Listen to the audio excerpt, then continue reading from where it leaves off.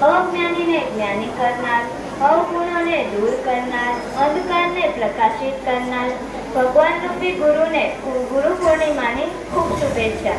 સૌથી પહેલા ગુરુ પૂર્ણિમાના આ શુભ દિન પર વિશ્વના સમગ્ર ગુરુજનોને મારા શત નમન।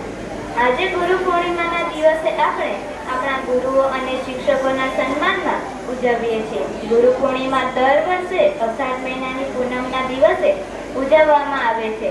આ પૂર્ણિમાને વ્યાસ પૂર્ણિમા પણ કહેવામાં આવે છે, કેમ કે આ દિવસે આદિગુરુ વ્યાસજીનો જન્મ થયો હતો।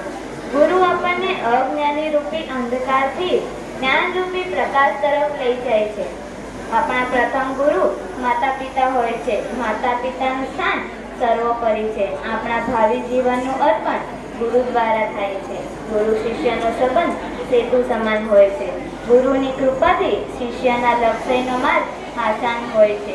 ગુરુ પૂર્ણિમાના આ પવિત્ર દિવસે ગુરુજનોને